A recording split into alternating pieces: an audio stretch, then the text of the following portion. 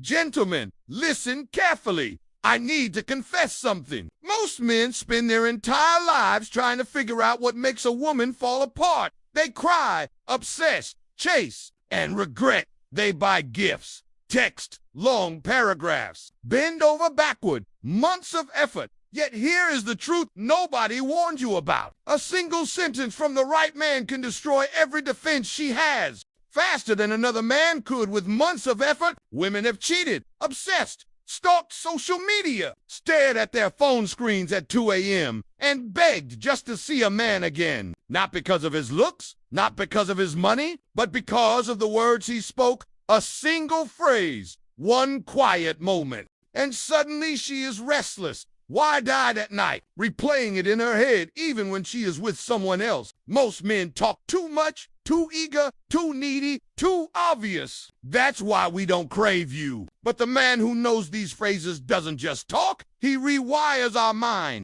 He makes us feel exposed, desired, ashamed, and helpless all at once. And here is the part you need to hear. One phrase flips every power game we use on men. Another makes us compete with other women without realizing it. And the one you fear saying the most makes us respect you forever. The final one is not even about us. And that is exactly why it drives us insane. I am a woman. I felt it. My friends whispered about it. Your girl has probably felt it too. And if you stay with me until the end, you will know every single one, especially the one men are terrified to say. That is number 8. And once you speak it into existence, no woman can resist you. Let's begin. Phrase 1, the pause power. I need to be honest with you. Every woman has fallen for a man who barely spoke, quiet, composed, focused. But when he finally opened his mouth, his words landed like thunder. I have been there, sitting across from a man who said almost nothing. No endless flirting, no weak compliments, no performing, just stillness. And then he dropped one sentence. Calm, steady, and it rewired my entire body. Here is the truth. Women drown in noise, compliments, cringe jokes, paragraph texts, cheap attention, endless chatter. We expect it. We tune it out. But the man who pauses, who lets silence breathe, who makes us wait for his words, that man becomes rare. And when he finally speaks, it hits harder. His words cut deeper. They travel further. They echo at night. Why? Because scarcity creates value. If you throw words around, we stop listening. But if you ration them, drop them only when you mean them, we crave them like oxygen. Your silence builds tension. Your pause makes us lean in. Your timing makes our stomach flip. And when you finally speak, we believe you. The phrase, I don't chase what isn't mine. Do you know how brutal that is for a woman to hear? It stabs the ego. It shakes the frame. It forces self-reflection. Suddenly, we are not relaxed anymore. We are insecure. We are craving. We start thinking, wait, am I his? Why doesn't he chase? How do I get his attention? Remember this, the man who can walk away is the man she desperately wants to follow. But if you think this was powerful, phrase number 2 doesn't just create tension, it flips every power game we use against you. Phrase 2, the frame flip. I need to confess something ugly about women. We test men. We push buttons. We stir drama. We withdraw. We provoke. We go cold. We create confusion, all to see if you will break. And almost every man does. He explains, he defends, he apologizes, he tries harder. And the moment he does, his frame is gone, his power gone, our attraction dead. But the man who flips it, who refuses to dance, who doesn't get emotional, that man makes us weak. I have tested men before, pulled away, went distant, through little manipulation. It's like poking a cage to see if the lion roars. But one man looked me directly in the eyes, come unbothered, and said, that doesn't work on me. Do you know what that did to me? My stomach dropped. My heart raced. My ego cracked. Suddenly I wasn't testing him. I was being tested. I felt exposed. My tricks were useless. My weapons were dull. And the worst part, I wanted him more because he was untouchable. Psychologically, this is ruthless. The moment your emotions become unmovable, you separate yourself from 99% of men. You stop being her toy. You become her challenge. Challenges trigger obsession. And once a woman feels challenged, she chases the phrase that doesn't work on me. No arguing, no emotion, no explanation, just a line in stone. Power shifts, control flips, attraction spikes. And if you think this makes us spiral, phrase number 3 doesn't just stop the games, it makes us panic. Phrase 3, the pull-away line. I will admit something most women would rather die than confess. Nothing makes a woman panic more than when a man we expect to chase her suddenly doesn't. I have done the tests before.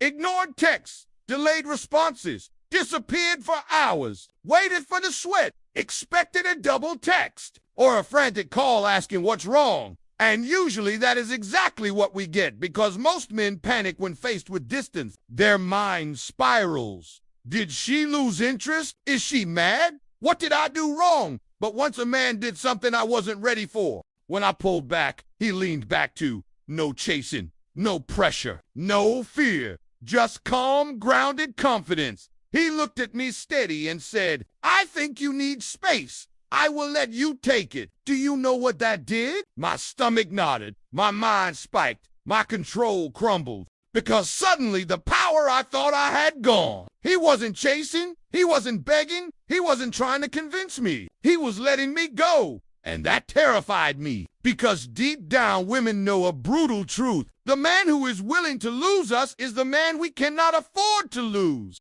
Psychology doesn't lie. Detachment equals value. When you show you are not afraid to walk away, she sees something rare. You are the prize. You are not locked in. You are not starving for affection. Women sense that energy like heat, and suddenly we start chasing. We analyze, we obsess, we spiral, we check your social media, we stalk your Instagram stories, we wonder who took our place, and we hate that we care. The phrase, I think you need space, I will let you take it. It sounds gentle, but underneath it screams, you are not in control. You are not the prize. You are not irreplaceable. It flips the entire dynamic. And when women feel that shift, we scramble to fix it. But if you think that one hurts, phrase number 4 doesn't just shift the dynamic, it attacks the ego, the heart, and the subconscious all at once. Phrase 4, the desire without dependence. I need to confess something embarrassing. Something millions of women in the U.S. whisper about in private.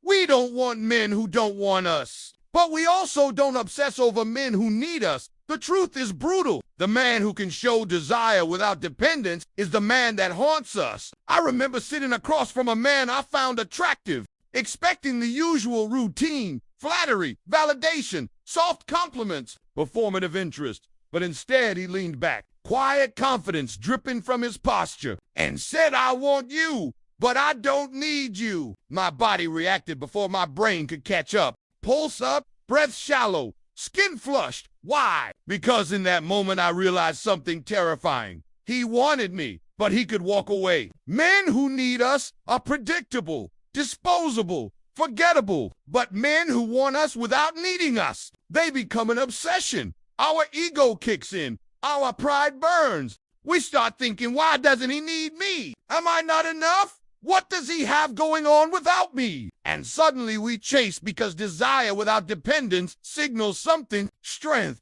abundance, options. It tells us you are not starving for feminine attention. And do you know what just women find most attractive today? A man who is unavailable to manipulation. The phrase, I want you, but I don't need you. That single line is psychological warfare. It signals you have standards, you have abundance, you have self-worth, you can walk away. It creates paradoxical tension. We want to be chosen, but we want to earn that choice. Women lose sleep over men like that because if you don't need us, we will work twice as hard to make sure you want us. But if you think this is dangerous, phrase number 5 doesn't just trigger desire. It triggers competition, something primal, ancient, and unstoppable. Phrase 5, the scarcity trigger. I will admit something cruel that women will deny in public, especially in Western culture. We do not value what comes easy. If you pour attention nonstop, validate constantly, reply instantly, we get bored, we become cold. we start to wonder. It's not because women are evil, it's because human psychology rewards scarcity. I remember one man, he was charming, composed, not flashy, but his energy was intoxicating. One night after teasing him,